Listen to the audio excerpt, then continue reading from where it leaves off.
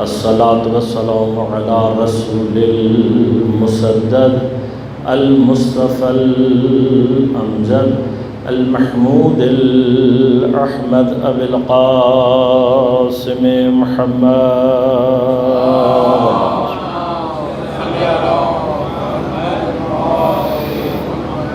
والصلاة والسلام على أسد الله الغالب غالب على كل غالب علي بن أبي طالب. والصلاة والسلام على سيدة المعصومة المظلومة الطاهرة البتول بضعة الرسول فاطمة الزهراء سيدة نساء العالمين.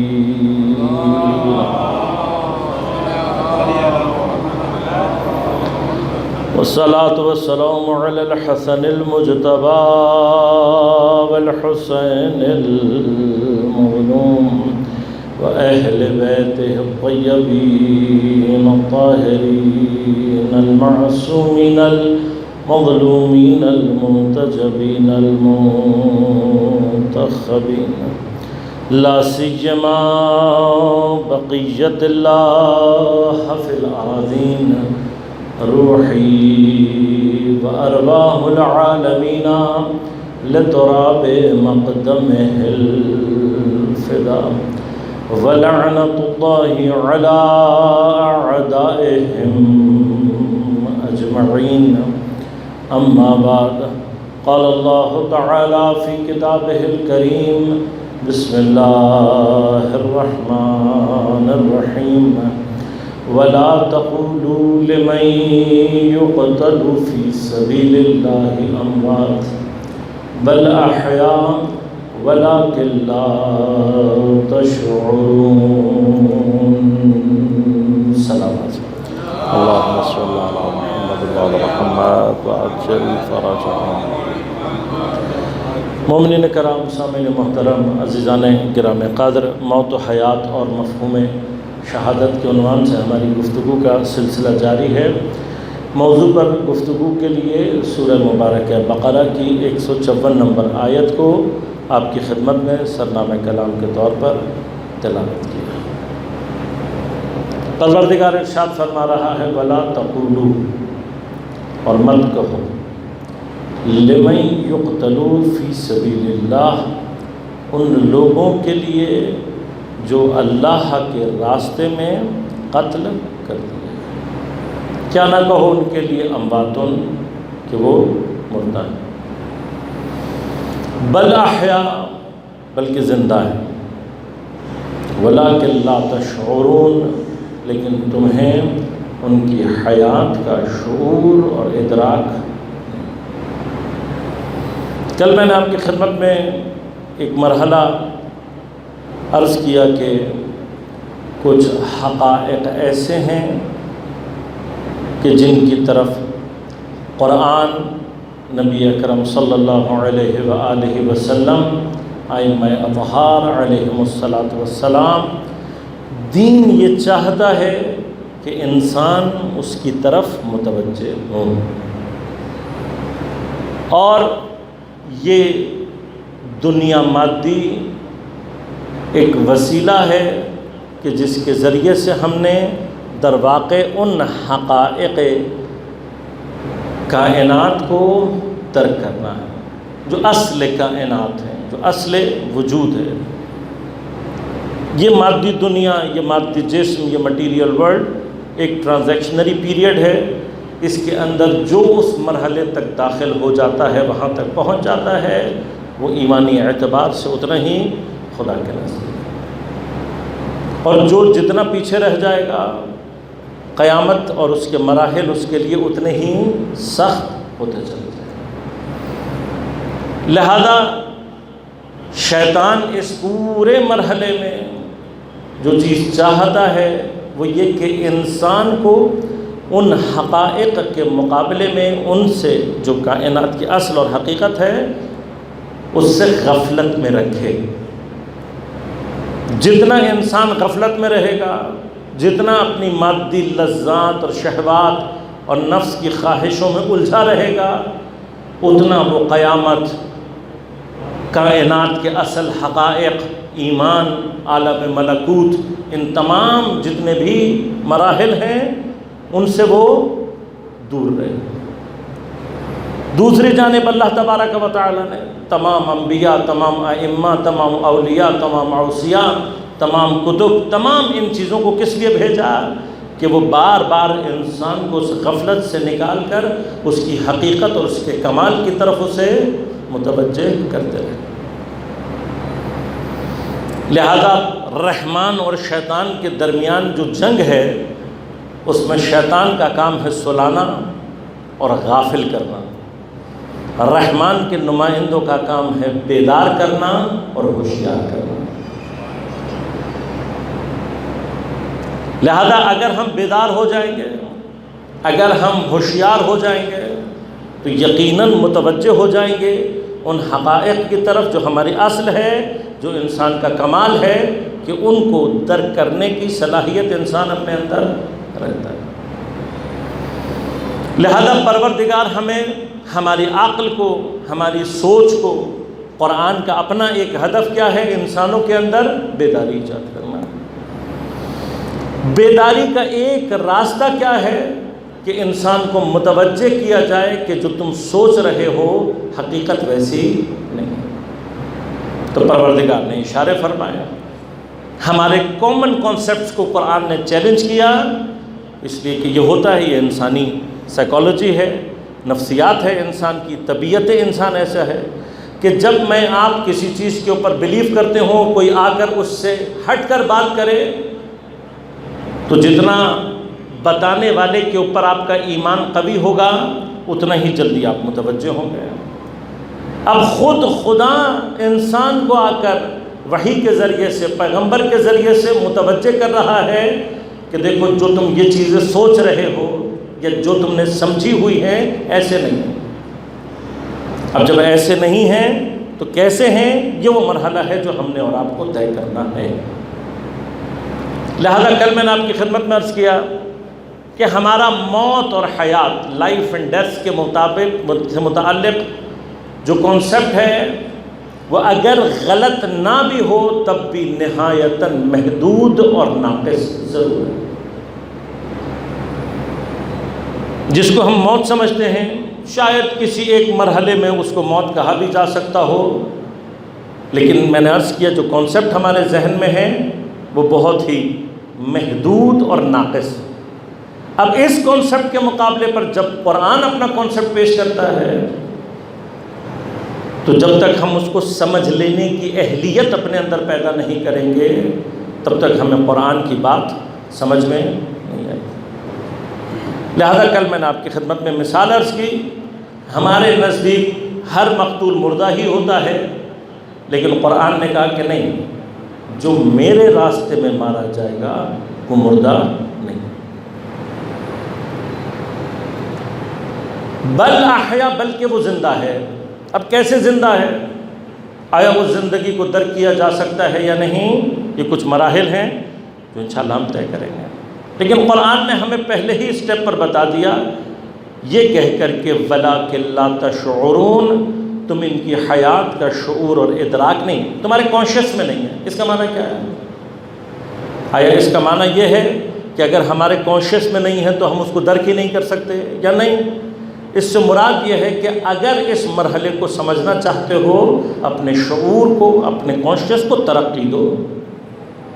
تو اس کا معنی کیا ہو؟ اس کا معنی یہ ہو کہ کچھ چیزیں کائنات میں ایسی ہیں کہ جب تک ہم اپنے شعور کو، اپنے ادراک کو ترقی نہیں دیں گے، ہم کبھی بھی انہیں درک نہیں کر سکتے۔ تو لہٰذا آج کی گفتگو انشاءاللہ عرض کروں گا آپ کی خدمت میں کہ شعور اور ادراک کو بڑھایا، ایکسپینڈ کیسے کیا جا سکتا ہے، آیا ایکسپینڈیبل ہے بھی یا نہیں، اور پھر اسی شعور اور ادراک کے کچھ اور مراحل ہیں جو آپ کی خدمت میں عرض کروں گا۔ اب میں نے کل صرف آپ کو یہ بات سمجھانے کی کوشش کی امکان کی حد تک، ابھی ہم نے کوئی بات کسی بڑے پیرائے میں ذکر نہیں کیا. ابھی ہم نے صرف کوشش کیا کی ہے، امکانی حد تک یہ بات کی جائے کہ آیا حیات کا کوئی مرحلہ ایسا ہو سکتا ہے یا نہیں کہ جہاں پر شے زندہ ہو لیکن ہم اس کی حیات کو درک نہ کر سکیں. پھر وہ حیات آیا قابل درک ہے یا نہیں، اور تیسرا مرحلہ آیا وہ حیات محدود ہے یا اس کے اندر لامحدودیت دوام یہ پیدا ہو سکتا ہے یا نہیں. تو کل میں نے ان 3 سوالوں کے جواب آپ کی خدمت میں عرض کیے کہ اللہ نے ہمارے ہی اطراف میں آیات اپنی نشانیاں چھپا کر رکھی ہوئی ہیں، اور غور و فکر سے ہم نے دیکھا کہ نہیں، حیات کے کچھ مراحل ایسے ہیں کہ جہاں پر کوئی شے زندہ ہوتی ہے لیکن حیات کا کوئی اثر جو ہم نے یاد کیا ہوا ہے اس سے ظاہر نہیں ہوتا. تو ہماری ڈکشنری کے حساب سے اسے مردہ ہونا چاہیے لیکن وہ مردہ نہیں. راستہ کیا ہے؟ ہمیں وہ حتیٰ بیج کی سطح پر پودے جس کی حیات حتیٰ سائنسدانوں کے مطابق حیات حیوانی سے کمتر حیات ہے، انشاءاللہ یہ بھی مراحل آپ کی خدمت میں عرض کروں گا، حتیٰ اس مرحلے پر کہ جو حیات کا ایک کمتر مرحلہ ہے، ایک سٹیج ایسی ہے کہ جہاں پر ہم اس کی حیات کو درک نہیں کر پاتے. زندہ ہے کیسے ہمیں نہیں پتا. درک کرنے کے لیے کیا چاہیے؟ ٹول، جس کا میں نے کل آپ کی خدمت میں تذکرہ کیا. یعنی اگر ٹول ہوگا، ہم کوئی وسیلہ اختیار کریں گے، کوئی ذریعہ اختیار کریں گے تو پھر اس کے حیات کے آثار ظاہر ہو جائیں گے. اور تیسرا مرحلہ یہ تھا کہ آیا یہ حیات دائمی ہو سکتی ہے یا نہیں. تو عرض کیا قرآن نے مثال دے کر بیان کیا ہے. ایکسپیریمنٹ کرنا اور اس کو مزید ڈیٹیل میں لے جانا یہ اب آپ کی اور ہماری ذمہ داری ہے، لیکن قرآن نے بتا دیا کہ جب تک بیج اپنے سنبل سے تمسک میں رہتا ہے اس کی حیات باقی رہتی ہے. یہ 3 مرحلے میں نے کل آپ کی خدمت میں طے کیے. آج 2 مرحلوں میں بات کو طے کروں گا، کوشش کروں گا کہ گفتگو اپنے کسی منطقی مرحلے تک پہنچ جائے. پہلا مرحلہ ایک لفظی ادبی گفتگو آیت کے حوالے سے عرض کروں گا تاکہ قرآن فہمی کا ایک مرحلہ ہمارے لیے طے ہو جائے. آپ جانتے ہیں، بارہا اپنے علماء سے اس بات کو سنا ہوگا کہ جہاں کہیں بھی پروردگار کی جانب سے امر آ جائے، حکم جاری ہو جائے. اب میں اس کی تفصیل میں نہیں جاؤں گا فعلاً کہ حکم پروردگار کا جو جاری ہوتا ہے اس کی اقسام کتنی ہیں، وہ فعلاً ہماری گفتگو کا موضوع نہیں، لیکن حکم جاری ہو جائے. پروردگار کہیں ہمیں کسی چیز کا حکم دے دے اور ہمارے پاس کوئی قرینہ موجود نہ ہو. اب یہ علماء جو بحث کرتے ہیں اصول میں ایک ایک پوائنٹ ہے جس کے اوپر پوری کتابیں ہیں. پروردگار کا حکم یہی امر کیسے ثابت ہوتا ہے، یہ پوری ایک کتاب ہے.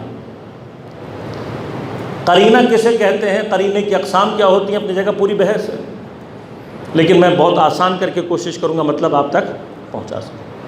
اگر کوئی قرینہ نہ ہو اور حکم آ جائے پروردگار کا تو فرمایا ظہور وجوب میں واجب ہو جاتی ہے شے. مثلا پروردگار نے کہا نماز پڑھو. اب اگر ہمارے پاس کوئی قرینہ نہیں ہے تو نماز واجب. لیکن پروردگار نے کہا مثلا غسل کرو. اب ہمارے پاس عقلی طور پر یہ قرینہ موجود ہے کہ غسل کرنا ایک ایسا کام ہے کہ جو پروردگار ہر وقت انسان سے نہیں چاہ سکتا. عقلی قرائن موجود ہیں. لہذا غسل کی اصلیت اصل میں کہاں جائے گی؟ مستحب. اس کے خاص کیفیات میں وجوب کے لیے پھر آیت یا روایت ضرور ہے. اسی طرح اگر پروردگار منع کر دے تو پھر ظہور ہے حرام ہے، نہیں کر سکتے. لیکن اگر کوئی قرینہ موجود ہو تو پھر مکروہ کہلائے.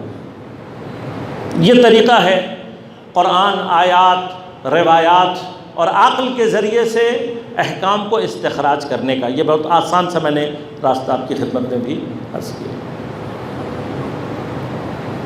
لیکن اگر کوئی اس ذریعے سے حقیقی معنی میں احکام کو نکالنے کا فن حاصل کر لے اسے مجتہد کہتے ہیں۔ آسان کام نہیں ہے۔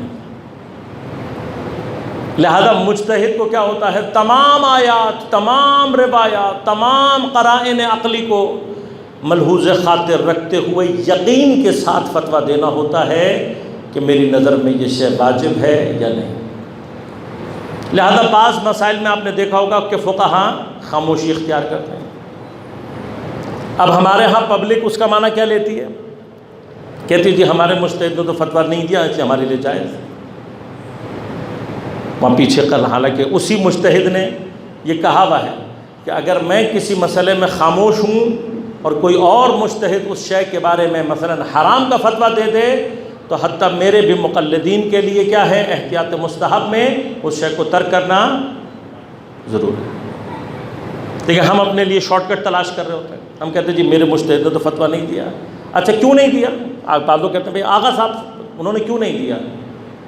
تو اس کا جواب یہ ہے مجتہد اس وقت تک فتویٰ نہیں دیتا جب تک اسے خود یقین نہ ہو جائے اور اس کے لیے ثابت نہ ہو جائے، کیونکہ جو وہ فتویٰ دے گا ہر فتوے کے لیے اس کو روکا جائے گا قیامت کے دن اور اس سے سوال کیا جائے گا کہ تم نے یہ فتویٰ کیوں دیا۔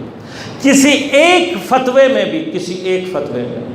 اگر یہ ثابت ہو جائے کہ اس کا اپنی کوئی ذات کہیں شامل تھی یا اس نے کہیں کوئی جان بوجھ کر غفلت کی ہے، جتنے افراد نے اس پر عمل کیا ہوگا سب کا گناہ اس کے سر پر ہوگا۔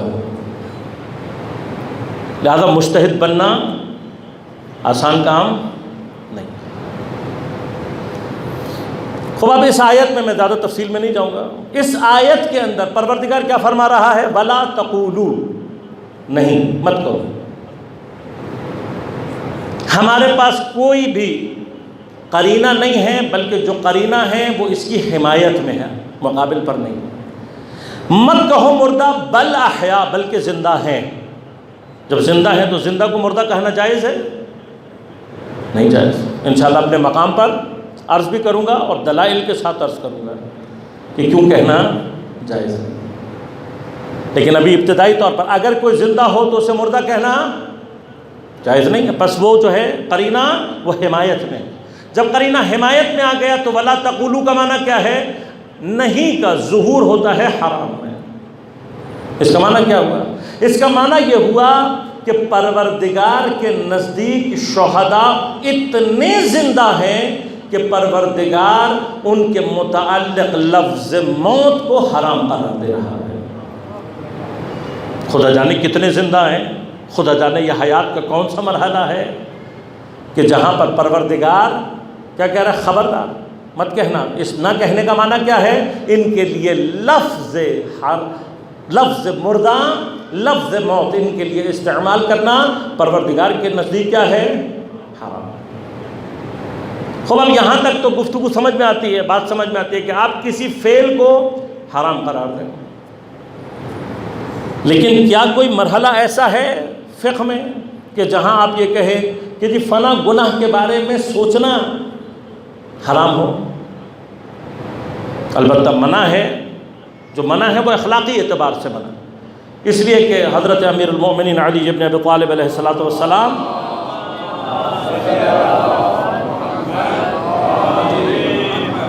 حضرت فرماتے ہیں کہ اپنی سوچ کو، اپنی فکر کو قابو میں رکھو۔ کیوں؟ اس لیے کہ جو انسان سوچتا ہے وہ الفاظ میں تبدیل ہوتا ہے اور جو بولتا ہے وہ عمل میں تبدیل ہوتا ہے۔ لہذا گناہ کی سوچ اور گناہ کی فکر مقدمہ ہے گناہ کے عمل کی طرف۔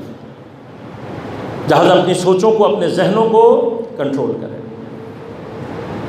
بنیادی طور پر ہم یہ سمجھتے ہیں کہ فکر کے معاملے میں تو ہم آزاد ہیں، جو دل چاہے سوچو، ایسا ہی ہے نا۔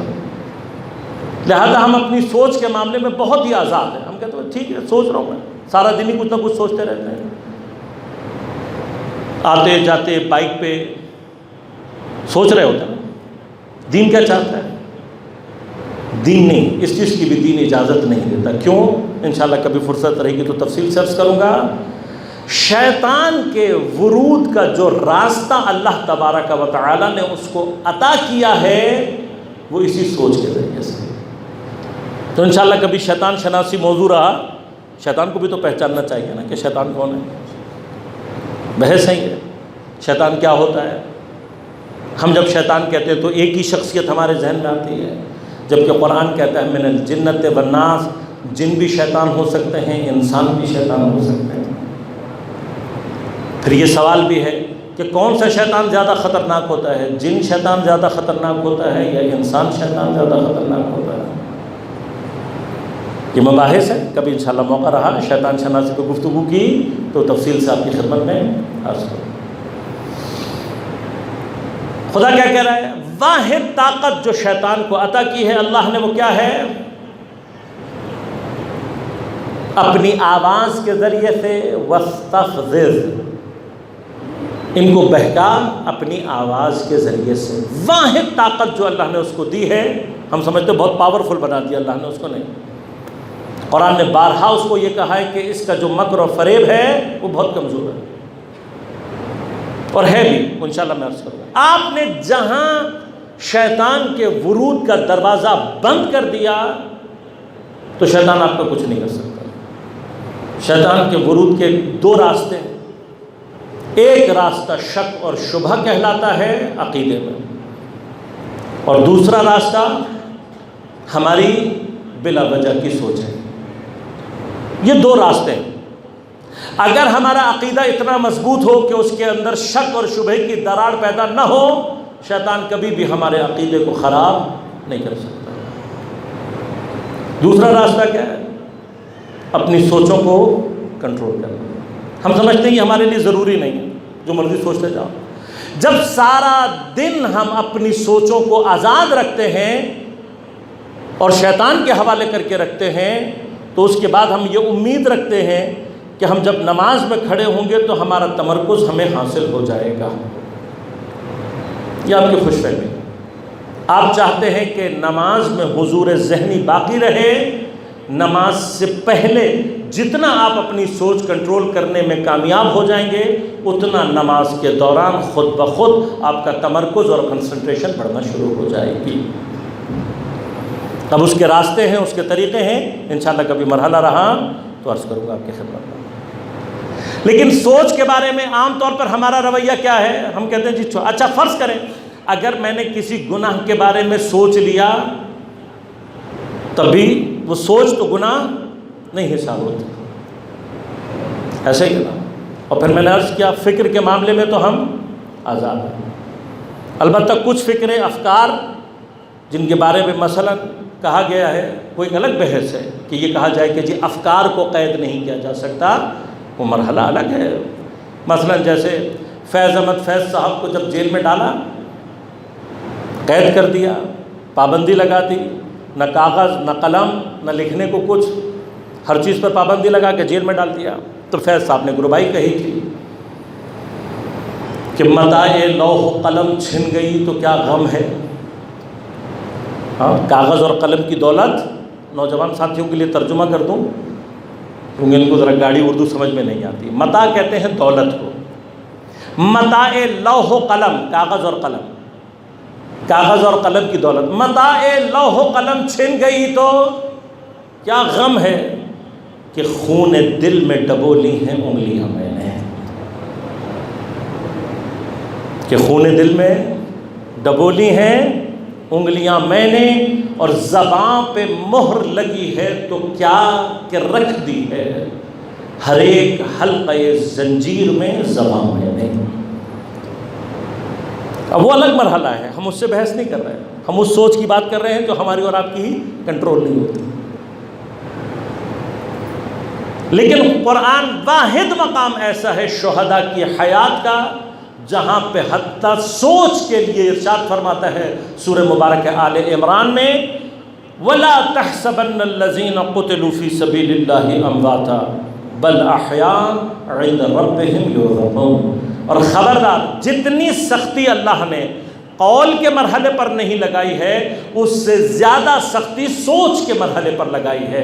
لا تحسبن، نون نون تاکید ثقیلہ ہے، خبردار ہرگز گمان بھی نہ کرنا جو لوگ اللہ کے راستے میں قتل کر دیے گئے ہیں وہ مردہ ہیں۔ اب میں نہیں جانتا، خدا جانے یہ شہداء حیات کے کس مرحلے میں ہیں کہ جہاں حتیٰ خدا ان کے بارے میں موت کا گمان اور سوچ بھی اگر کوئی پیدا کر دے تو اسے حرام قرار دیتا ہے۔ یعنی اگر شہداء کے متعلق ہم نے موت کا تصور اور گمان بھی اپنے ذہن میں پیدا کیا، وہ تصور، وہ گمان، وہ سوچ اللہ کے نزدیک حرام ہے۔ تب سوچئے کتنے زندہ ہوں گے، وہ حیات کا کون سا مرحلہ ہے جہاں کہنا تو بہت دور کی بات ہے اللہ ان کے لیے موت کے گمان کو بھی حرام قرار دے رہا ہے۔ تب یہ جو حیات ہے اس کو سمجھنے کی ضرورت ہے یا نہیں؟ یہ کیسی حیات ہے کہ جس کے لیے اللہ نہ لفظ برداشت کر رہا ہے نہ سوچ؟ تب یہ کیسی حیات ہے؟ یہ حیات وَلَكِنْ لَا تَشْعُرُونَ یہ بتا رہا ہے کہ ہمارے عام کانشیس لیول سے بلند۔ تب میں تھوڑی سی گفتگو آپ کی خدمت میں کانشیس کے حوالے سے کر دوں، شعور اور ادراک کیسے کہتے ہیں، اور پھر بات کو آگے بڑھاؤں گا۔ اللہم صلی علی محمد۔ لہذا عزیزان من، سائیکالوجی کیا کہتی ہے؟ سائیکالوجی کہتی ہے کہ ہمارے برین اور مائنڈ میں فرق ہے۔ اب مختلف الفاظ ہیں، کسی نے کہا جی the quality of brain is called mind, لیکن آج تک سائیکالوجسٹ مائنڈ کی حقیقت کو ثابت نہیں کر سکے کہ ایگزیکٹلی ہے کیا، مگر یہ بات مانتے ہیں کہ مائنڈ اور برین میں فرق ہے، دماغ میں اور ذہن میں فرق ہے۔ اور یہ جو ذہن ہے، یہ جو مائنڈ ہے، اس کے 3 حصے بیان کیے جاتے ہیں: کانشیس مائنڈ، شعور، سب کانشیس مائنڈ، تحت شعور، انکانشیس مائنڈ، لاشعور۔ پھر سائیکالوجی میں اس کی فنکشننگ ہے، اس کے حوالے سے بحث ہیں، ابحاث ہیں، جو فی الحال میرا موضوع نہیں، لیکن انشاءاللہ کبھی انسان شناسی اگر موضوع رہا تو پھر چیزیں آپ کی خدمت میں تفصیل سے عرض کروں گا۔ دین اب اس بارے میں، اس کے مقابلے میں کیا کہتا ہے؟ ٹیکنیکلی یہ جو ڈویژنز کی گئی ہیں یہ بنیادی طور پر مسلمان علماء سے، اب میں لفظ استعمال کر رہا ہوں، چرائی گئی ہیں۔ ڈس آنیسٹی ہے یہ کہ آپ اس کو اپنے نام سے بیان کریں۔ مثلا اگر آپ ایک جائیں گے قدیم ترین تو کہہ دیجیے ایرکسن نے بیان کیا ایڈ ایگو سپر ایگو، جس کو بعد میں کانشیس، سب کانشیس اور انکانشیس کے طور پر بیان کیا گیا۔ حقیقت میں اس سے بہت پہلے قرآن نے ان چیزوں کو بیان کیا، اور علماء نے اخلاق کے اور عرفان کے ان چیزوں کو بہت پہلے بیان کر دیا۔ تب انسان شناسی اپنی جگہ ایک پوری بحث ہے کہ ہم خود کیا ہیں۔ من عرف نفس فقد عرف ربہ، جس نے اپنے آپ کو پہچان لیا گویا اس نے اپنے پروردگار کو پہچان لیا۔ تو ہم خود کے بارے میں کتنا جانتے ہیں یہ اپنی بحث ہے، انشاءاللہ کبھی فرصت رہی تفصیل سے تو آپ کی خدمت میں مطالب عرض کروں گا، لیکن اجمالی طور پر عرض کر دوں، یہ بات سب مانتے ہیں، ادلہ بھی قائم ہو سکتے ہیں، لیکن ابھی میں اس مرحلے میں نہیں ہوں کہ انسان کم از کم 2 چیزوں کا مرکب ہے، جسم اور روح۔ روح اپنی جگہ وہ مفصل بحث ہے، جس طرح سے لوگ آج تک مائنڈ کو نہیں بتا سکے کیا ہے، اسی طرح سے روح کو بھی ڈیفائن کرنا آسان کام نہیں۔ لیکن اللہ تبارک و تعالیٰ نے کچھ سلسلے ایسے رکھے ہوئے ہیں جن کے ذریعے سے انسان اپنی روح کو خود بخود وجداناً درک کر لیتا ہے۔ مثلا ایک چھوٹی سی دلیل دے کے آگے بڑھ جاؤں، آپ جب اپنے آپ کو میں کہہ کر بات کرتے ہیں تو آپ جانتے ہیں کہ اس میں سے مراد آپ کا بدن نہیں ہوتا۔ تو وہ میں جس کو آپ وجدانی طور پر یہ جانتے ہیں کہ یہ میرا بدن نہیں ہے، وہی انسان کی اصل اور حقیقت ہے، اور اسی کو روح کہا جاتا ہے۔ اب جیسے سائیکالوجسٹ نے 3 حصے کر کے بیان کیے مائنڈ کے، اسی طرح سے قرآن سے استخراج کیا گیا، علماء نے بیان کیا کہ حتیٰ ہماری روح کے بھی 3 مرحلے ہیں کہ جن کو بیان کیا گیا۔ ان میں سے روح کا ایک مرحلہ نفس کہلاتا ہے، ایک مرحلہ عقل کہلاتا ہے اور ایک مرحلہ قلب کہلاتا ہے۔ اب یہ جو نفس، عقل اور قلب ہیں، اسی کو نیا نام دے کر کانشیس، سب کانشیس اور ان کانشیس مائنڈ رکھا گیا۔ اور جو یہ ڈسکرپشن ہے، ان کی اپنی البتہ جگہوں پہ بہت ساری محنتیں ہیں جو انہوں نے ایکسپیریمنٹل کام کیے اپنی جگہ پر، واقعاً قابل تعریف ہیں، لیکن جو ڈیٹیلز مسلمان علماء بیان کر چکے ہیں، ابھی تک سائیکالوجسٹ اس لیول پر نہیں پہنچے۔ اب یہ میں کیوں بیان کر رہا ہوں؟ اس لیے کہ میں نے شعور اور ادراک کے مراحل آپ کو سمجھا۔ اب سائیکالوجسٹ کے نزدیک کانشیس کے بعد سب کانشیس اور ان کانشیس سے کیا مراد ہے، میں اس بحث میں نہیں جانا چاہتا، لیکن ہمارے علماء نے جو چیز بیان کی ہے وہ یہ ہے کہ نفس روح کا وہ حصہ ہوتا ہے جو ہمارے بدن کے ذریعے سے چیزوں کو درک کرتا ہے، 5 سینسز کے تھرو جو کچھ بھی آپ ڈیٹیکٹ کرتے ہیں وہ آپ کا شعور نفسی کہلاتا ہے۔ لہذا یاد رکھیے گا، ہماری آنکھ میں اور کیمرے کی آنکھ میں ٹیکنیکلی کوئی فرق نہیں، ہماری آنکھ کے طرز پر ہی کیمرہ بنایا گیا۔ لہذا اگر میں یہ کہوں آپ سے کہ کسی تصویر کے بارے میں اگر سامنے رکھا جائے ایک آرٹیفیشل انٹیلیجنس کا روبوٹ ہو اور ایک انسان ہو، اور ان کو یہ کہا جائے کہ جی سامنے آپ نے کچھ دیر کے لیے تصویر دیکھ کر اس کی ڈیٹیلز بتانی ہے، تو کون اچھی ڈیٹیلز بتائے گا؟ یقیناً روبوٹ اچھی ڈیٹیل بتائے گا۔ اس کی ایک پک لینے کے بعد وہ سب چیزوں کا انالیسس کر کے آپ کو چھوٹی چھوٹی ڈیٹیل سب کچھ بتا سکتا ہے۔ ہم تو تھوڑی دیر میں لکھے ہوئے یہ دروس کربلا بھی نہیں پڑھ سکتے کیا ہے؟ لہذا اس اعتبار سے machines are better detectors than human.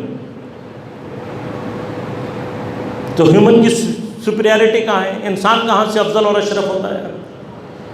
انسان کی فضیلت وہاں سے شروع ہوتی ہے جہاں سے ارادہ اور اختیار شروع ہوتا ہے۔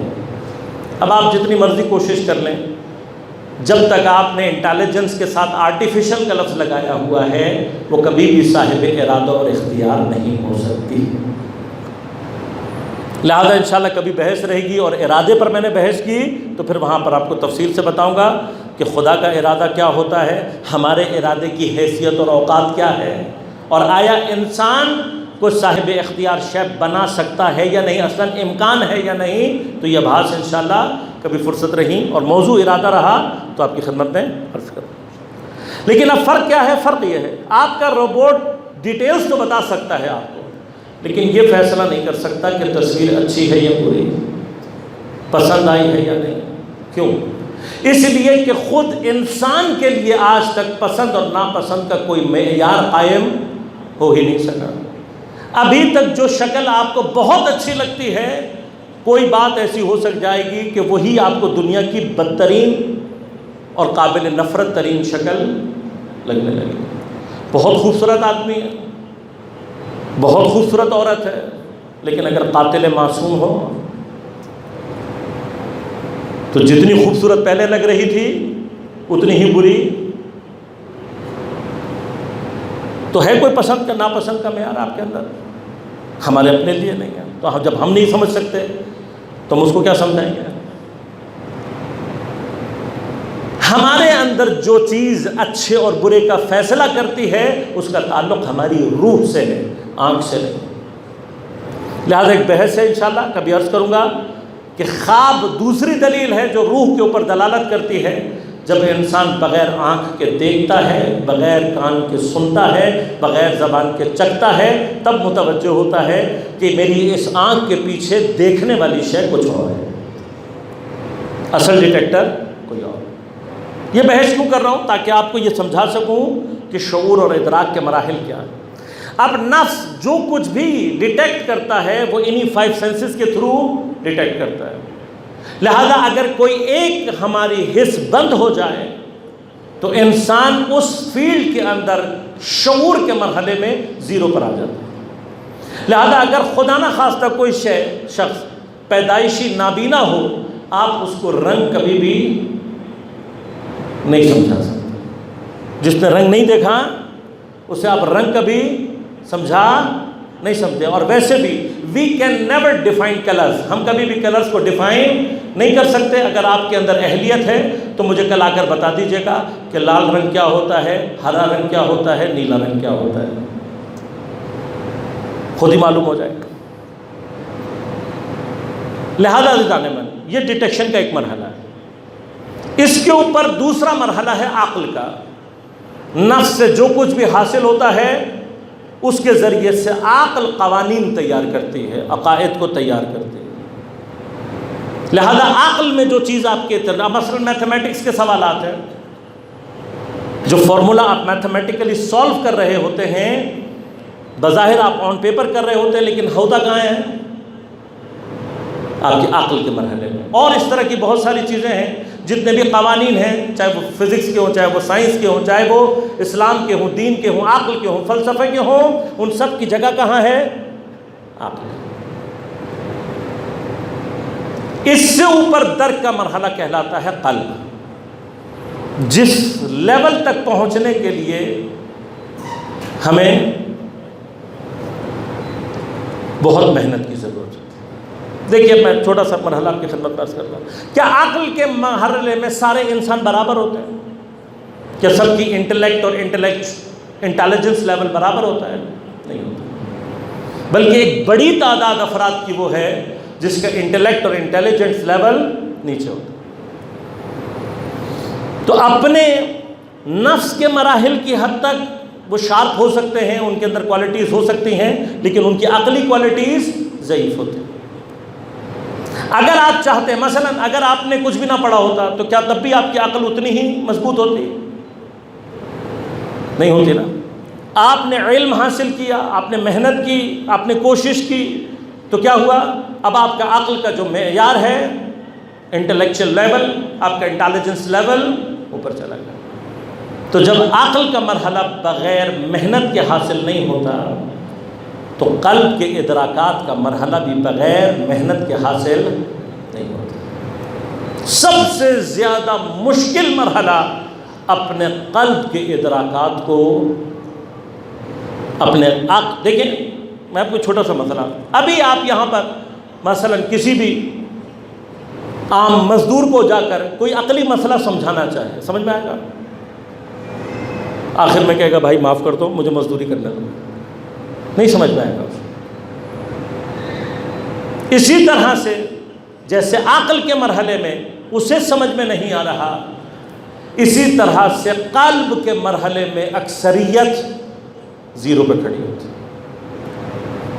میں ایک مثال اور بھی دے دوں، تھوڑا سا کام کی بھی ہے، البتہ وہ بحث ہماری بصیرت اقتصادی سے تعلق رکھتی ہے، اکنامک انسائٹ، اکنامک بصیرت کے حوالے سے بحث ہے۔ صرف ایک چھوٹی سی مثال دے رہا ہوں۔ سوشل میڈیا پر کسی نے ایک چیز شیئر کی تھی، قابل شیئر کرنے کی ہے تو میں اس لیے آپ سے شیئر کرتا ہوں۔ کہا کہ کسی امیر آدمی سے پوچھا گیا کہ بھائی امارت کا راز، امیر ہونے کا راز کس چیز میں، یہ اتنی بڑی تعداد لوگوں کی فقیر کیوں ہے؟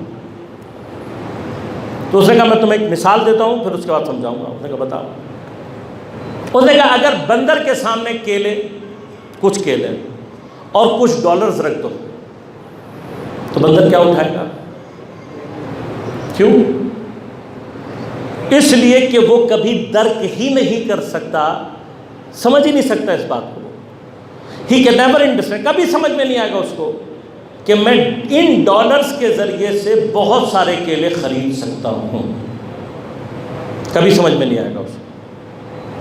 کہ اسی طرح سے جب تم کسی غریب آدمی کے سامنے نوکری اور بزنس رکھتے ہو تو کیا ہوتا ہے کہ وہ بھاگ کے جاتے ہیں نوکری کے پیچھے۔ کیوں؟ کہ اس لیے کہ ان کو یہ بات نہیں سمجھائی جا سکتی کہ اگر تم بزنس کرو گے تو اس جیسی کئی نوکریاں خود کریٹ کر سکتے ہو۔ کہ جیسے بندر کو وہ سمجھ میں نہیں آتا، اس طرح سے ان کو سمجھانا، اور میں اس کو ایکسپیریمنٹ کر چکا ہوں، واقعاً 100% بات صحیح ہے، واقعاً بتا رہا ہوں، کراچی میں نے بہت ورکنگ کی ہے، اور میں واقعاً خود بھی اسی نتیجے پر پہنچا ہوں کہ کچھ لوگوں کا انٹلیکٹ لیول اسی پر ہوتا ہے، پی ایچ ڈی بھی کیے ہوئے ہوں گے، ماسٹرز بھی کیے ہوئے ہوں گے، انجینئر ڈاکٹرز ہوں گے، but they can not understand this, نہیں سمجھ میں آتا ہوں۔ یہ کیوں سمجھا رہا ہوں؟ مثالیں اس لیے دے رہا ہوں آپ کو تاکہ آپ کو یہ بات سمجھ میں آ جائے کہ جس طرح سے عقل کے بعض لیول کو درک کرنا مشکل ہے، اسی طرح سے قلب کا جو لیول ہے اس کو درک کرنا بہت مشکل ہے۔ لیکن اب یہاں پر ایک جملہ دے رہا ہوں تاکہ آپ کو ایک روایت سمجھا سکوں اور پھر بات کو آگے بڑھاؤں۔ قلب کا جو ڈیٹیکشن لیول ہے وہ سب سے زیادہ مشکل کیوں ہے؟ اس لیے کہ قلب انسان کے وجود میں وہ اشرف ترین شے ہے جس کو خدا نے اپنے آپ کو ڈیٹیکٹ کرنے کے لیے انسان کو عطا کیا ہے۔ لہذا نہ انسان کی آنکھ خدا کو درک کر سکتی ہے، نہ عقل خدا کو درک کر سکتی ہے۔ واحد ڈیٹیکٹر انسان کے اندر جو اللہ نے رکھا ڈیٹیکٹر ہے، اس کو غلط نہیں لے کے جانا۔ ڈیٹیکٹر سے کیا مراد ہے؟ جسٹ ٹو ڈیٹیکٹ، نہ اس کا احاطہ کرنا۔ اس کا احاطہ کوئی نہیں کر سکتا، اس کی حقیقت کو کوئی سمجھ نہیں سکتا۔ جیسے آپ کے پاس ڈیٹیکٹر، میٹل ڈیٹیکٹر ہوتا ہے، میٹل ڈیٹیکٹر کیا کرتا ہے؟ صرف آپ کو یہ بتاتا ہے کوئی میٹل ہے، اس سے زیادہ کچھ نہیں بتاتا۔ ہمارے قلب میں وہ واحد مقام قلب ایسا ہے جس کے ذریعے سے خدا کو ڈیٹیکٹ، درک کیا جا سکتا ہے۔ اگر یہ مرحلہ آپ کو سمجھ میں آ جائے تو اب میں آپ کو پہلے وہ روایت سمجھا دوں جو آپ نے بارہا سنی ہوئی ہوگی کہ کسی نے آ کر مولا کائنات سے سوال کر کے پوچھا، مولا کیا آپ اندھے کے خدا کی عبادت کرتے ہیں؟ سنا ہے نا آپ نے؟ اب میں تھوڑی سی تحلیل کر دوں، لیکن سنا ہوا آپ نے بے تحاشا مرتبہ ہوگا، تھوڑی سی تحلیل کر کے آگے بڑھتے ہیں۔ آپ جانتے ہیں اندیکھے خدا کا کیا معنی ہے؟ یہاں پر اندیکھے سے مراد سوال کرنے والے کی بھی صرف دیکھنے والا نہیں ہے مراد، اندیکھے سے مراد اس کی انڈیٹیکٹیبل ہے۔ اب انڈیٹیکٹیبل کیا ہوتا ہے؟ مثلا ابھی میں آپ سے ایک سوال کروں، کیا آپ بیٹھے بیٹھے مجھے بتا سکتا ہے کوئی موبائل نکالے بغیر کہ یہاں پر وائی فائی کی کوئی رینج آ رہی ہے یا نہیں؟ کوئی بتا سکتا ہے؟ نہیں بتا۔ اب آ رہی ہے یا نہیں کس کو پتہ لگے گا؟ بس آپ غور کیجیے گا، غور کیجیے گا۔ بس جہاں پر کسی بھی شے کا وجود اور عدم برابر ہو جائے، دیکھیں آ تو سکتی ہے نا، پاسبل ہے، پاسبل، لیکن ساتھ ساتھ یہ بھی پاسبلٹی ہے کہ کوئی نہ آ رہی ہو سکتا ہے۔ بس کیا ہوا؟ عدم اور وجود کیا ہو گیا؟ برابر۔ جہاں پر عدم اور وجود برابر ہو جائے وہاں پر شے معدوم ہی حساب ہوتی ہے۔ معدوم ہے نا؟ اب ہے یا نہیں کسی کو کیا پتا؟ جب تک معلوم نہ ہو جائے کیا رہے گی؟ معدوم، نامعلوم۔ لہذا سوال کرنے والے نے جو سوال کیا ہے وہ بڑا خطرناک سوال ہے۔ اگر خدا انڈیٹیکٹیبل ہے تو ایسے خدا کا کوئی فائدہ نہیں ہے کہ جس کا وجود اور عدم برابر ہو۔ بس اگر ہے، یقین کیا، غور کریں تھوڑی سی دیر کے لیے، اگر ہے لیکن اس ہونے کے ساتھ انڈیٹیکٹیبل ہے، اس کو ڈیٹیکٹ ہی نہ کیا جا سکتا ہو، تب بھی اس کا ہونا اور نہ ہونا برابر ہو جائے گا۔ پیچیدہ سوال ہے، آسان سوال نہیں ہے۔ لہذا حضرت نے کیا جواب دیا؟ حضرت نے کہا میں اس خدا کی عبادت نہیں کرتا جسے دیکھا ہی نہ جا سکے۔ اب دیکھا سے کیا مراد ہے؟ آپ غور کیجیے گا، اس نے فوراً دوسرا اٹیک کیا۔ کیوں؟ حضرت نے جو فرمایا یہاں پر اب دیکھے سے مراد آگا امام کی آنکھ سے دیکھنا نہیں ہے۔ امام نے کہا میں ایسے خدا کی عبادت نہیں کرتا جسے دیکھا نہ جا سکے، تو اس نے فوراً پلٹ کر سوال کیا، کہا کہ آپ کا خدا آنکھ سے دکھائی دیتا ہے؟ یہ دوسرا اٹیک ہے۔ اس لیے کہ اگر خدا آنکھ سے دکھائی دینے والا ہو تو پھر نہایت ہی پست ہو جائے گا۔ جسے آنکھ احاطہ کر لے، جو آنکھ میں آ جائے، وہ کیا خدا ہوگا؟ وہ خدا نہیں ہے۔ لہذا اب حضرت نے غور کیے جائے گا، اب جو حضرت نے جواب دیا ہے وہ قابل قدر ہے۔ آپ نے کہا میرا خدا اتنا پست نہیں ہے جو بدن کی آنکھوں سے دکھائی دے جائے، میرا خدا دل کی آنکھوں سے دکھائی دیتا ہے۔ اب یہ جو امام نے جملہ فرمایا ہے، اس کو سمجھنے کے لیے ہمیں یہ مراحل طے کرنے ہیں۔ امام نے نہیں فرمایا کہ میرے خدا کو عقل کی آنکھ سے دیکھا جاتا ہے، کیونکہ جو عقل سے بھی ڈیٹیکٹ ہو جائے وہ قابل احاطہ ہوتا ہے۔ واحد چیز جو کہ ان لمیٹڈ کو ڈیٹیکٹ کر سکتی ہے وہ انسان کے اندر قلب ہے۔ آپ نے فرمایا کہ میرے خدا کو اگر دیکھا جا سکتا ہے تو قلب کی آنکھ سے دیکھا جا سکتا ہے۔ تو اب احادیث کو تھوڑا سا تحلیل کے ساتھ چلیں گے تو آپ کو پتہ لگے گا کہ ائمہ ہمیں کیا کیا سمجھا کر اور بتا کر چلے گئے۔ لہذا غور کیجیے گا، ایک مرحلہ ڈیٹیکشن کا نفس ہے جو ہمارے 5 سینسز کے ساتھ ڈیٹیکٹ کرتا ہے، ایک مرحلہ عقل کا ہے، عقل ڈیٹیکٹ کرتی ہے، ایک مرحلہ قلب کا ہے۔ اب ڈیٹیکشن جتنی بڑھتی چلی جاتی ہے، دائرہ جتنا وسیع ہوتا چلا جائے گا، اتنا آپ کو چیزیں معلوم ہوتی جائیں۔ ایک زمانے میں کچھ چیزوں کے بارے میں جب ہم ان کو نہیں دیکھ پاتے تھے تو ہم کہتے تھے نہیں ہے، اور پھر ہم اس کے لیے کوئی راستہ تلاش کرتے تھے، اور جب ہمیں کچھ نہیں ملتا تھا تو جو بھی سمجھ میں نہیں آ رہا اسے ہم جن کے گلے میں ڈال دیتے تھے۔ مثلاً کسی بیماری کی وجہ سمجھ میں نہیں آ رہی تو کیا کہتے تھے؟ کہتے بھائی اس پہ جن نے حملہ کر دیا۔ اب ایک زمانے تک جو چیزیں ہم جنوں کے گلے میں ڈالتے رہے، جب مائکروسکوپ دریافت ہوئی اور مائکروسکوپک ورلڈ ہمارے سامنے کھلی، تب ہمیں پتہ لگا کہ بھیا اب تک جو ہم جن کے گلے میں ڈال رہے تھے وہ جن نہیں کرتا، وہ یہ ایک پوری مخلوقات کی ایک دنیا ہے جن کو مائکروسکوپک ورلڈ کہا جاتا ہے، جو اس آنکھ سے نظر نہیں آتی۔ لہذا غور کیجیے گا، مجھے نہیں معلوم پروردگار ہمیں کیا سمجھانا چاہتا ہے، لیکن اس نے ہمیں اشرف بنانے کے بعد، عقل دینے کے بعد، ہمارے تمام جتنے بھی 5 سینسز ہیں ان کو لمٹ میں رکھا ہے۔ ہم ایک لمٹ سے نہ اوپر جا کے ڈیٹیکٹ کر سکتے ہیں، نہ ایک حد سے زیادہ نیچے جا کے ڈیٹیکٹ کر سکتے ہیں۔ لہذا ہم ایک حد سے زیادہ نزدیک کی شے دیکھ نہیں سکتے۔ کیا آپ کو اپنی پلکیں دکھائی دیتی ہیں؟ دکھائی دیتی ہیں؟ کیوں نہیں دکھائی دیتی؟ اتنے نزدیک جب آ جاتی ہے تو دکھائی۔ اسی طرح سے کیا آپ دور کی چیزوں کو دیکھ سکتے ہیں؟ اسی طرح سے بہت بڑا اگر جسم ہو جائے تو دکھائی نہیں دیتا۔ اسی طرح سے ایک حد سے رنگوں کی کیفیت میں نکل جائے، اوپر چلا جائے، نہیں دکھائے گا۔ کچھ الٹرا وائلٹس ہیں، کچھ الٹرا لیول پر ہیں، کچھ ایکس لیول پر ہیں۔ ایک حد سے اوپر چلا جائے تب بھی دکھائی نہیں دیتا، ایک حد سے نیچے آ جائے تب بھی دکھائی نہیں دے گا۔ الٹرا ساؤنڈس کیا ہیں؟ ساؤنڈس ہیں، but we can not detect. اب یہ جتنا کچھ تھا، یہ پوری دنیا جسے ہم ڈیٹیکٹ نہیں کر سکتے تھے، ایک زمانے تک ہم اس کا کرتے تھے انکار، لیکن اب جیسے جیسے انسان نے ٹولز ایجاد کیے اور ان ٹولز کے ذریعے سے اس نے چیزوں کو ڈیٹیکٹ کرنا شروع کیا، تب اس کو پتہ لگا کہ یہ تو پوری دنیا ہے۔ لہذا آج ان تمام مراحل کو طے کرنے کے بعد، مثلا آپ ایک زمانے میں مائکروسکوپک لیول پہ تھے تو ہمارا خیال تھا کہ شاید حیات اس سے نیچے لیول پر نہیں ہوگی۔ اب آپ نے نینو ٹیکنالوجی دریافت کر لی، جب آپ نینو ٹیکنالوجی پر گئے تو آپ کو پتہ لگا وہاں خود ایک دنیا کھڑی ہے۔ تو اب انسان کیا کہہ رہا ہے؟ اب انسان کہتا ہے جو چیز آپ ڈیٹیکٹ نہیں کر سکتے اس کا انکار مت کرو۔ ایسا ہی ہے کہ انکار مت کرو، کیوں؟ اس لیے کہ پاسبل ہے کہ ہمارے پاس اس چیز کو ڈیٹیکٹ کرنے کا ٹول نہ ہو۔ لہذا کسی بھی شے کا اگر امکان ہے تو قبول کر لو کہ ہے، اس کا انکار مت کرو۔ کیوں؟ اس لیے کہ عین ممکن ہے کہ ہمارے پاس اس کو درک کرنے کا ٹول موجود نہ ہو۔ اگر وہ ٹول ہمیں مل جائے گا تو پھر ہم کیا کر سکتے ہیں؟ اس شے کو درک کر سکتے ہیں۔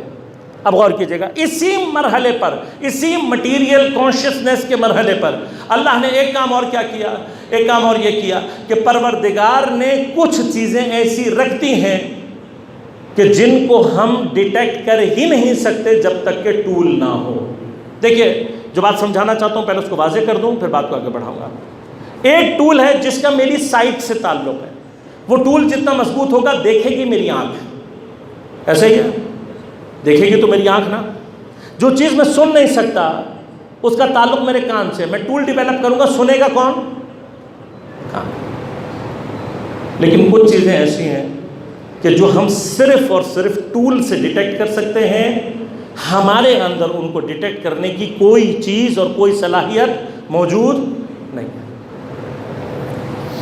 مثلا جتنی بھی یہ مائکرو ویوز ہیں ہم ڈیٹیکٹ کر سکتے ہیں؟ ہم کبھی بھی نہیں ڈیٹیکٹ کر سکتے، اصل ڈیٹیکٹر ہی نہیں ہمارے اندر۔ ہم نے اس کے لیے ٹول بنا لیا، موبائل آج آپ کے پاس موجود ہے، آپ موبائل فون سے انہی ویوز کو ڈیٹیکٹ کر سکتے ہیں یا نہیں؟ کر سکتے ہیں۔ لیکن اگر موبائل نہ ہو، جتنی مرضی ویوز ہوں، آپ کے بدن کے اندر کوئی ایسی کوالٹی نہیں ہے کہ جو ان ویوز کو ڈیٹیکٹ کر سکے۔ بس آپ ان تمام چیزوں کو، اب اس کے علاوہ بے تحاشا مثالیں ہیں. وائی فائی آپ نہیں درک کر سکتے، آپ کا موبائل درک کر سکتا ہے، بلوٹوتھ آپ درک نہیں کر سکتے آپ کا، اور پتہ نہیں کیا کیا ہوگا، مجھے تو اس سے زیادہ چیزیں معلوم بھی نہیں ہیں. لیکن ان سب کے لیے ہم کس کے محتاج ہیں؟ ٹول کے. یہ کس مرحلے پر ہے؟ یہ آپ کے مٹیریل کانشیس کا مرحلہ ہے. مٹیریل کانشیس کے مرحلے پر ہم بغیر ٹول کے ان چیزوں کو درک نہیں کر سکتے. ایک چھوٹی سی اگزامپل دے دوں، اگر 4-5 منٹ اوپر ہو جائے تو مسئلہ تو نہیں ہے.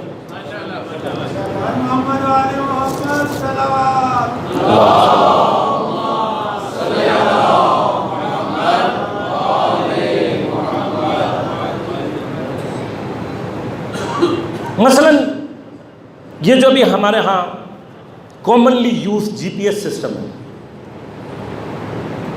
یہ ہم نے کہاں سے دریافت کیا؟ ہمیں کیسے پتہ لگا کہ اس طرح کا بھی کوئی سسٹم ہو سکتا ہے؟ جی پی ایس سسٹم اللہ تبارک و تعالیٰ نے کیڑے مکوڑوں کو بائی نیچر عطا کیا. مثلا شہد کی مکھی میں جی پی ایس سسٹم موجود ہے. وہ چونٹیاں جو کہ سورس تلاش کرتی ہیں غذا کا، ان کے اندر بھی جی پی ایس سسٹم موجود ہوتا ہے. یعنی کیا ہوتا ہے؟ شہد کی مکھی جس نے پھول تلاش کرنے ہوتے ہیں، اس کے اندر جی پی ایس سسٹم ہوتا ہے. وہ جاتی ہے، پھول تلاش کرتی ہے، اور جہاں وہ رائٹ پھول تلاش کر لیتی ہے، وہاں سے اس کو اپنے چھتے کا نزدیک ترین راستہ آٹومیٹیکلی معلوم ہو جاتا ہے. چونٹی نکلتی ہے کون سی والی؟ جو سورس تلاش کرتے ہیں، وہ جاتی ہے پہلے سورس تک. جہاں اس کو سورس مل جاتا ہے، اس سورس سے بل تک کا شارٹیسٹ راستہ اس کو آٹومیٹیکلی. اسی ٹیکنالوجی جو ہے، جب سرچ کرنے کے بعد ہم پہنچے تو بعد میں ہم نے یہ جی پی ایس سسٹم دریافت کیا، جس کی وجہ سے آج میں اور آپ، اب کیا ہوتا ہے، اب ہم راستہ نہیں پوچھتے کسی سے، ہم کسی سے ایڈریس اب نہیں پوچھتے. اب ہم کیا کہتے ہیں؟ کہتے ہیں جی لوکیشن بھیج دو. ایسا ہی ہے، لوکیشن آ جاتی ہے. ہاں، اب غور کیجیے گا، میں صرف ایک چیز سمجھانا چاہ رہا ہوں، ایک مرحلے تک لے جانا چاہ رہا ہوں. اگر پروردگار جو اس بات پر قادر ہے کہ وہ کیڑے مکوڑوں کو جی پی ایس سسٹم عطا کر سکتا ہے، تو کیا وہ پروردگار انسانوں کو یہ سسٹم عطا نہیں کر سکتا تھا؟ کر سکتا تھا نا. ہمارے اندر بھی جی پی ایس ہو سکتا تھا. جو کیڑوں کو دے سکتا ہے، جو شہد کی مکھی کو دے سکتا ہے، وہ انسانوں کو بھی دے سکتا تھا. انشاءاللہ کبھی بحث رہی اور عصمت پر انسان کامل پر بحث کی تو وہاں بتاؤں گا. یہ یاد رکھیے گا، ہمارے ہاں جو نبوت کا کانسیپٹ ہے وہ انسان کامل کی شکل میں، اور انسان کامل وہ ہے جس کے اندر سارے کمالات، کائنات میں جس کو بھی آپ کمال کے عنوان سے درک کر سکتے ہیں، وہ انسان کامل کے اندر ہوتا ہے. لہٰذا اسی وجہ سے ہم جس کو معصوم کہتے ہیں، وہ نہ بھٹکتا ہے، نہ بھولتا ہے، نہ ہذیان کا شکار ہوتا ہے، نہ نسیان کا. کیوں نہیں ہوتا؟ اس کی دلیل آپ کو آج یہاں سے دوں گا، لیکن آج ایک مرحلے تک پہنچانا چاہتا ہوں. اب ہمارے اندر اللہ نے جی پی ایس نہیں رکھا، ہمیں نہیں ہو سکتا، ہم نہیں کر سکتے. چمگادڑ کے اندر اللہ نے ریڈار سسٹم رکھا ہوا، میں تفصیل میں نہیں جاؤں گا بھی اس کی، ہمارے اندر نہیں رکھا. بس اللہ نے ہمیں ہماری اوقات سمجھا دی. وہ اوقات کیا ہے کہ تمہیں میں نے مٹیریل مرحلے میں بھی ایک حد دی ہے، اس کے اندر تم ڈیٹیکٹ کر سکتے. اس سے آگے ڈیٹیکٹ کرنا ہے تو تم ٹول کے محتاج ہو مٹیریل دنیا کے اندر. اور کچھ چیزیں ایسی ہیں کہ جن کی تمہارے اندر اصلا صلاحیت ہی نہیں ہے. You can never detect them. تو جو چیز تم کبھی ڈیٹیکٹ نہیں کر سکو گے، اس کے لیے تم ہمیشہ ٹول کے محتاج رہو گے. یہاں تک بات کلیئر ہو گئی. اب یہ جو ٹول اللہ نے دیا ہے، غور کیجیے گا، یہ بات دے کر اللہ نے ہمیں سمجھا دی کہ کچھ چیزیں ایسی ہیں جن کو ڈیٹیکٹ کرنے کی صلاحیت تمہارے اندر نہیں ہے. یہ ہمیں بڑی آسانی سے سمجھ میں آ جاتا ہے. اب اگر میں انٹرنیٹ سے اپنے آپ کو کنیکٹ کرنا چاہتا ہوں تو مجھے کیا چاہیے؟ موبائل، ٹیبلٹ، یہ چیزیں چاہیے نا. ایک الیکٹرانک ڈیوائس جو کہ مجھے اس سے کنیکٹ کر سکے. اب میں اگر کسی کو کہوں کہ جی، مثلا میں آپ سے کہوں کہ جیسے موبائل انٹرنیٹ کو ڈیٹیکٹ کرتا ہے، میں بھی ڈیٹیکٹ کر سکتا ہوں، آپ کیا کہیں گے؟ کہیں گے مولانا صاحب کو یہاں سے پاگل خانے لے جاؤ. ایسے ہی ہے نا. مانیں گے آپ میری بات؟ کبھی نہیں مانیں گے. لیکن مثال دے رہا ہوں ابھی آپ کو تاکہ بات سمجھ میں آ جائے. آپ کہیں چلو بھائی مولانا ہیں، ان کی عزت کر لیتے ہیں، ان سے 2-4 سوال پوچھ لیتے ہیں. تو جیسے آپ نے گوگل سے کچھ سوال پوچھے، اس نے آپ کو جواب دیے. آپ کہیں گے مولانا چونکہ آپ تو انٹرنیٹ سے کنیکٹڈ ہیں تو ذرا آپ یہ بتائیے. ہاں پوچھیں گے نا مجھ سے سوال. تو اب اگر میں واقعی کنیکٹڈ ہوں گا، کم از کم گوگل کی حد تک تو آپ کو جواب دے دوں گا نا. دینا چاہیے یا نہیں؟ جتنی دیر میں گوگل جواب دے کم از کم اتنی دیر میں تو دے دوں. آپ 8 یا 10 سوال کر لیں گے، کچھ ایسی چیزیں پوچھیں گے کہ آپ کو بالآخر یقین آ جائے گا کہ بھائی ہو سکتا ہے.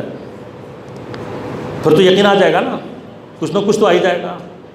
پھر جتنا آپ مجھے امتحان کرتے چلے جائیں گے اور میں جواب دیتا جاؤں گا، اتنا آپ کو یقین آتا چلا جائے گا. ہاں پھر میں آپ کو کسی طرح سے فائل ڈاؤن لوڈ کر کے دکھا دوں تو پھر آپ کو اور یقین آتا جائے گا. میں ایک مرحلے پہ پہنچانا چاہتا ہوں عزیزوں، ایک مرحلہ آپ کے لیے سالو کرنا چاہتا ہوں، بس یاد رکھیے گا. اب جتنا آپ مجھے آزما لیں گے اتنا آپ کا یقین کا مرحلہ حاصل ہو جائے گا. ہو جائے گا نا آپ کو؟ 2 مرحلے ایک ساتھ آپ کے حل کروں گا عقائد میں، 2 مرحلے ایک ساتھ. اب غور کیجیے گا، جس طرح سے پروردگار نے ہمارے اندر ان چیزوں کو ڈیٹیکٹ کرنے کی صلاحیت نہیں رکھی اور ہمیں سمجھا دیا مٹیریل کے مرحلے پر کہ دیکھو جو چیز میں نے تمہارے اندر نہیں رکھی اس کے لیے تم ہمیشہ، میں لفظ بدل رہا ہوں، ہمیشہ وسیلے کے محتاج رہو گے. اگر آپ کو میری بات پہنچ رہی، جن چیزوں کو ڈیٹیکٹ کرنے کی صلاحیت میں نے تمہارے اندر نہیں رکھی اس کے لیے تم ہمیشہ کس کے محتاج رہو گے؟ ہمیشہ ہمیشہ وسیلے کے محتاج رہو گے. کبھی بھی وسیلے کو کراس کر کے وہاں نہیں پہنچ سکتے. تو جب اللہ نے یہ سمجھا دیا جس پروردگار کی بنائی ہوئی مٹیریل دنیا کے اندر انسان کچھ چیزوں کو بغیر وسیلے کے درک نہیں کر سکتا تو خالق کائنات کو بغیر وسیلے کے کیسے درک کر سکتا؟ جس خالق کی چیزوں کو ہم بغیر وسیلے کے درک نہیں کر سکتے تو وہ خالق بغیر وسیلے کے درک ہو پائے گا؟ اصلا نہیں ہو پائے گا. یہ چھوٹا سا عقلی مسئلہ ہے. تو اب اللہ نے اس خاطر کہ کوئی ایسا کنیکٹر درمیان میں ہو، کوئی ایسا ٹول درمیان میں ہو، کوئی ایسا وسیلہ درمیان میں ہو، معصومین علیہ السلام کو بھیجا ہے. بس یاد رکھے گا معصوم کی جو اصل حیثیت ہے کائنات میں وہ خدا اور مخلوقات کے درمیان میں رابطے کی کیفیت ہے. رابطے کے مرحلے میں یعنی کیا؟ جو ہم کہتے ہیں نا آپ کو کہ معصوم واسطہ فیض ہوتا ہے، تو کیسے کہہ رہے ہیں؟ خود قرآن نے کہا اے نبی کہو، 2 مقامات پر آیت آئی ہے، دونوں مقامات پر اللہ نے کیا کہا؟ قل اے حبیب آپ کہو. کیا کہو؟ انا بشر مثلکم، میں تمہارے جیسا دکھائی تو دیتا ہوں لیکن یوحا الیہ، میرے اوپر وحی آتی ہے. اب اس کا معنی کیا ہے؟ اس کا معنی یہ کہ پیغمبر ہمیں یہ بتا رہے ہیں کیا تم وحی ڈیٹیکٹ کر سکتے ہو؟ کیا تم فرشتے کی آواز کو سن سکتے ہو؟ کیا تم فرشتے کے وجود حقیقی کو، نورانی کو دیکھ سکتے ہو؟ نہیں. تمہارے اندر وحی کو ڈیٹیکٹ کرنے کی صلاحیت موجود نہیں ہے. تو جو انسان مائکرو ویوز کو ڈیٹیکٹ نہ کر سکے اور اس کے لیے ٹول کا محتاج ہو اور پھر دوسرے مرحلے پر وحی کو درک نہ کر سکے تو کیا بغیر وسیلے کے خدا تک پہنچ سکتا ہے؟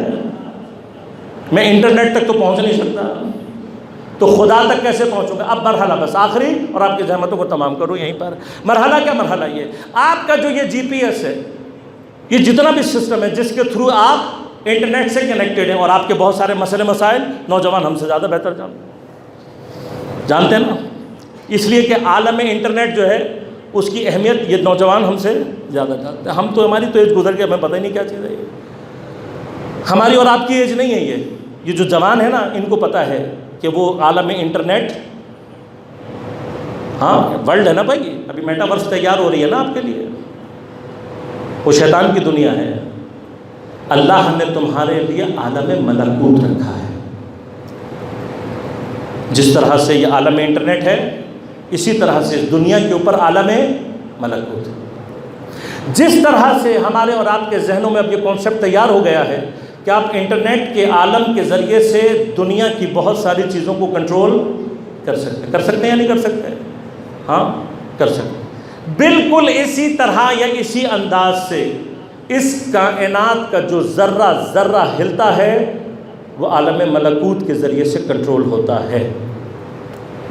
لہٰذا جو قرآن نے فرمایا وَمَا تَسْقُطُ مِن وَرَقَةٍ إِلَّا يَعْلَمُهَا وَلَا رَطْبٍ وَلَا يَابِسٍ إِلَّا یہ جتنا بھی ہے، یہ جو فرمایا قرآن نے، اس کا کیا معنی ہے؟ پتا بھی حرکت نہیں کرتا، پتا بھی نہیں گرتا مگر خدا جانتا ہے۔ یہ جو پتے کی حرکت ہے اور اس کا گرنا ہے، یہ بھی ایکسیڈنٹ نہیں ہے، انسیڈنٹ ہے، کنٹرولڈ ہے اللہ کے ذریعے۔ اور اللہ اس پوری کائنات کو، اس کے ہر ذرے کو کنٹرول کرتا ہے عالم ملکوت کے ذریعے سے۔ جس طرح سے آپ نے ایک بہت ہی چھوٹا تصور قائم کیا ہوا ہے انٹرنیٹ کے ذریعے سے کسی مشین کو کنٹرول کرنے کا، یہ بہت چھوٹا سا مرحلہ ہے۔ اب آپ سوچیں عالم ملکوت کیا چیز ہوگی؟ خدا آپ کو جہاں لے جانا چاہتا ہے وہ عالم ملکوت ہے۔ اب غور کیجئے گا، جس طرح سے یہ الیکٹرانک ڈیوائس عالم انٹرنیٹ اور آپ کے درمیان میں وسیلہ ہیں، اسی طرح سے معصوم عالم ملکوت اور اس دنیا کے درمیان کنیکٹر ہوتا ہے۔ اب غور کیجئے گا، اگر میرے نوجوان کو آج یہ پتا ہے کہ عالم انٹرنیٹ کتنا قیمتی ہے، وہاں پر کیا کیا ہو سکتا ہے، تو جتنی وہ اس کی امپورٹنس جانتا ہے اتنا ہی آج وہ انٹرنیٹ کی طلب کرتا ہے۔ ایسا ہی ہے نا؟ کسی بھی گھر میں جاتا ہے مہمان کے تو سب سے پوچھتا ہے، یہ نہیں پوچھتا کہ کھانا ہے نہیں ہے، پانی ہے یا نہیں ہے، آپ کے گھر میں واش روم ہے یا نہیں، یہ نہیں پوچھتا۔ پہلے کیا پوچھتا ہے؟ Wifi code. اس ہوٹل میں جانا نہیں پسند کرتا جس میں وائی فائی فری نہ ہو، ایسا ہی ہے نا؟ اس وائی فائی کے بغیر جینا اس کا بیچارے کا دشوار ہے۔ کیوں؟ اس لیے کہ اس عالم کی اہمیت کو جانتا ہے۔ عزیزان من، یہ میرا اور آپ کا نقش ہے کہ میں اپنے جوانوں کو عالم ملکوت سے آشنا نہ کر سکا۔ اگر ہم صحیح معنی میں اپنے بچوں کو بتا دیں کہ عالم ملکوت کیا ہوتا ہے اور عالم ملکوت سے کنیکٹیوٹی انسان کو کس کمال کے مرحلے میں پہنچا دیتی ہے، اگر میں اپنے نوجوانوں کو سمجھانے میں کامیاب ہوتا تو جس طرح سے آج میرا بچہ انٹرنیٹ کا کنیکشن ڈھونڈتا پھر رہا ہے، اس کے بجائے اپنے زمانے کے امام کو اسی شدت سے ڈھونڈتا پھرتا۔ ہم نہیں سمجھا سکے، ہم نہیں بتا سکے اپنے بچوں کو کہ عالم ملکوت سے کنیکٹیوٹی کیا چیز ہوتی ہے۔ یہ ہمارا قصور ہے۔ لیکن بس آخری مرحلہ اور زحمتوں کو تمام کرو۔ اگر آپ کا جی پی ایس سسٹم پرابلم کرنے لگے تو کیا ہوتا ہے؟ پیش آتا ہے نا آج کل، آپ کا جی پی ایس سسٹم پرابلم کرنے لگے کیا ہوتا ہے؟ جانا کہیں اور چاہتے ہیں، پہنچ، تو پھر اب آپ کے اندر سے ایک بات پیدا ہوتی ہے یا نہیں؟ آپ کہتے ہیں بھائی یہ جو سسٹم ہے نا، یہ ایرر لیس ہونا چاہیے، پرابلم نہیں آنی چاہیے اس کے اندر۔ کیوں؟ پرابلم اگر آ گئی اس سسٹم اور اس سسٹم کے درمیان، کہیں جانا کہیں اور چاہتے ہوگے، پہنچ کہیں اور جاؤ گے، تو اگر جی پی ایس کے سسٹم میں تمہیں ایرر لیس سسٹم کی ضرورت سمجھ میں آ گئی، تو وہ جو خدا اور بندوں کے درمیان میں رابطہ ہے اس کی عصمت سمجھ میں نہیں آئی۔ ہم جو کہتے ہیں کہ نبی کو معصوم ہونا چاہیے، اس کی وجہ ہی یہ ہے۔ اتنی ہی اسی جی پی ایس سے سمجھ لو، اگر جی پی ایس میں ایرر آ جائے، اگر جی پی ایس کو ہذیان نسیان سہب ہونے لگ جائے، کہیں جانا چاہتے ہو کہ پہنچا کہیں اور دے گا۔ لہٰذا اگر نبی یا معصوم اس کے اندر کوئی ایرر پیدا ہونا شروع ہو جائے تو نتیجہ کیا نکلے گا؟ جانا خدا کے پاس چاہتے ہو گے، پہنچ کہیں اور جاؤ گے۔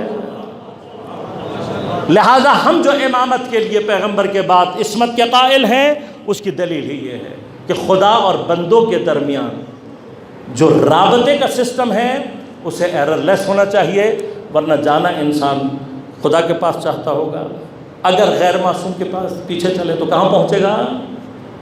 شیطان۔ لہذا امامت میں عصمت کی جو دلیل ہے ان میں سے اہم دلیل ہے۔ اس کے بعد امام کا ہونا کیوں ضروری ہے آپ جانتے ہیں۔ اب تھوڑی سی دیر کے لیے تصور کر لیں کہ مثلا کوئی بہت ہی حساس ادارہ ہو، مثلا جیسے آج کل کہا جاتا ہے کہ جی جتنے بھی مثلا بڑے فوجی اڈے وغیرہ ہیں وہ بھی الیکٹرانکلی کنٹرول ہوتے ہیں، تو ان کا جو سائبر سسٹم ہے وہ بڑا مضبوط رکھا جاتا ہے، ہاں سیکیورٹی بڑی سخت رکھی جاتی ہے۔ کیوں؟ کہ اگر غلطی سے کسی نے ہیک کر لیا دنیا میں اتنی بڑی تباہی ہوگی، ایسے ہی ہے نا، کہ جس کا اندازہ بھی نہیں لگایا جا سکتا۔ اگر ایک لحظے کے لیے حجت خدا زمین پر نہ ہو تو زمین اسی طرح سے نابود ہو جائے۔ جن کے دم پر کائنات ٹھہری ہے۔ یہ بے بس نہیں ہے عزیزان، یاد رکھیے گا۔ ہمارے نوجوان سوال کرتے ہیں کہ جب اتنے صاحب اختیار تھے تو پھر کربلا کیوں برپا ہوئی؟ یہ امانت اہل بیت کا معیار ہے۔ کسی کو اللہ نے اتنی قدرت دی ہو اور پھر اس سے چاہا یہ ہو کہ تم نے زمین پر انسانوں کی طاقت کے مطابق، انسانوں کے لیول کے مطابق رہنا ہے، لہذا یاد رکھیے گا معصوم کبھی بھی معجزہ یا کرامت اپنی ذات کے لیے نہیں دکھاتا۔ وما تشاؤون الا ان یشاء، اللہ کی منزل پر ہے جب تک خدا کی طرف سے اذن نہیں ہوتا، اور مقام دفاع ولایت الدین نہیں ہوتا کہ جہاں ضرورت ظہور معجزہ یا کرامت ہو امام کبھی بھی معجزات نہیں دکھاتے۔ پھر چاہے گھر میں بچے 3 دن کے بھوکے اور پیاسے ہوں، وَيُطْعِمُونَ الطَّعَامَ عَلَىٰ حُبِّهِ مِسْكِينًا وَيَتِيمًا وَأَسِيرًا، جن کے گھر میں آسمان سے دسترخوان نازل ہو سکتا ہے دنیا کو دکھانے، دنیا کو ان کے لیول پر رہنے کے لیے۔ بس اس آیت اور اس مقام کے ذریعے سے اللہ نے بتا دیا کہ اگر کوئی خدا کی محبت میں 3 دن کا بھوکا اور پیاسا بھی ہو تب بھی اس کے اندر خدا وہ طاقت اور قدرت رکھتا ہے۔ لہذا اہل بیت اطہار نے اس طاقت کو، اس قدرت کو کہیں اپنے ذاتی مفاد کے لیے استعمال کیا۔ میں نے کل آپ کی خدمت میں عرض کیا تھا کہ جب جناب زینب سلام اللہ علیہا نے کوفے کے بازار میں ایک مرتبہ کہا نا یا ایھا الناس اسکتوا، تو حتیٰ کتب اہل سنت نے لکھا ہے کہ جانوروں کے گلے میں پڑی ہوئی گھنٹیاں بھی خاموش۔ اب اگر اس کے بعد بھی کسی کو زینب کبریٰ کا مقام سمجھ میں نہ آئے،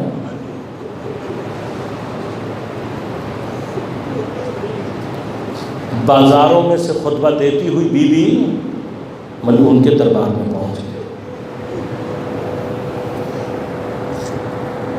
جب قلب خدا کو دیکھ رہا، جب قلب کی آنکھیں خدا کو دیکھ رہی ہوں تو انسان کیا دیکھتا ہے یہ بتانے کے لیے دربار میں پہنچی۔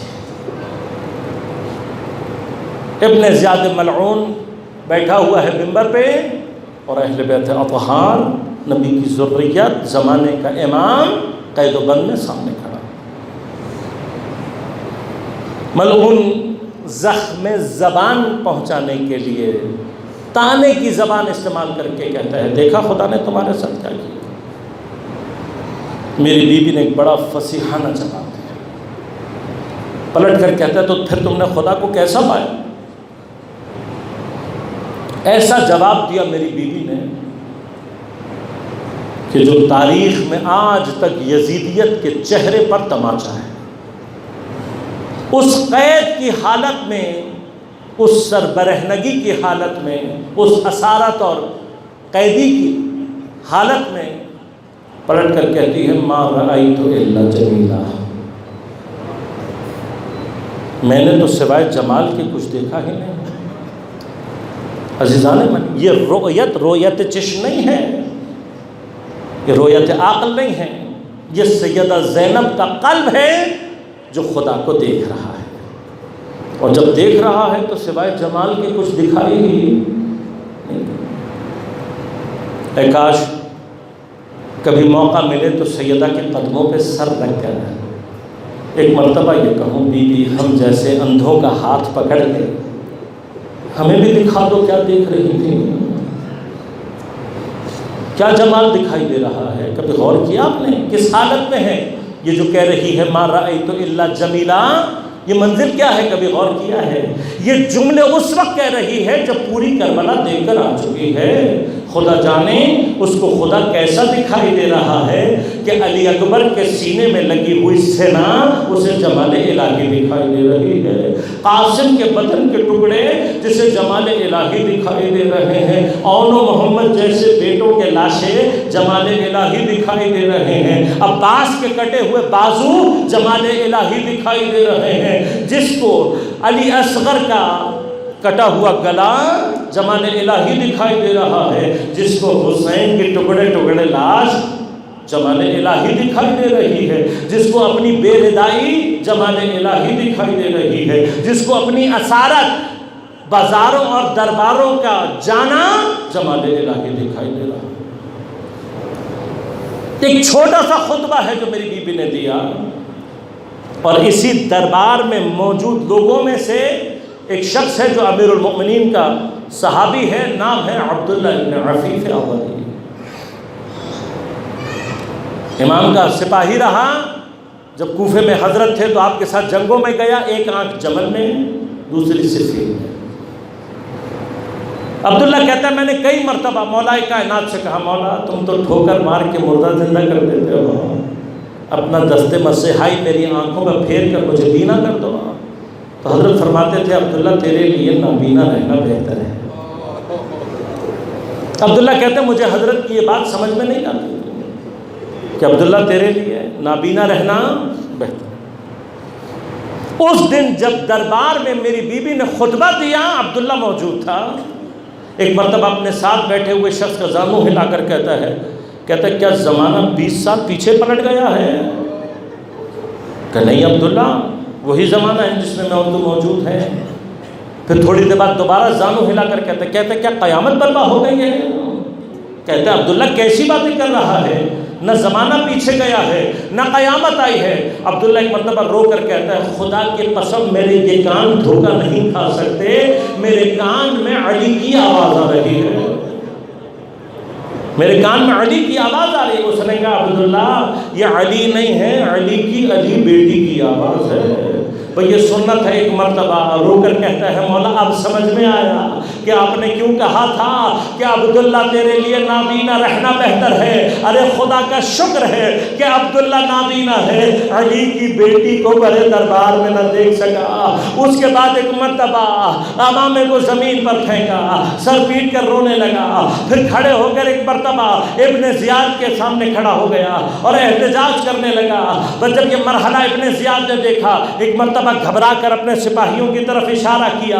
وہ جیسے ہی تلوار لے کر ابن عبداللہ کی طرف بڑھے ہیں، اتنے میں بنی اسد کے جو جوان تھے وہ اس کی حمایت کے لیے کھڑے ہو گئے۔ انہوں نے بھی اپنی تلواروں کو نیام سے باہر نکالا، عبداللہ کو اپنے حلقے میں لے کر حفاظت کے ساتھ دارالعمارہ کے باہر لے گئے۔ بس عزیزانو یہ سارا منظر علی کی بیٹی دیکھ رہی تھی۔ ایک مرتبہ مدینے کی جانب رخ کر کے کہا نانا اپنی بیٹیوں کی غربت آ کر دیکھ لو، ارے صحابیوں کے حامی و ناصر موجود ہیں، تمہاری بیٹیوں کا کوئی حامی و ناصر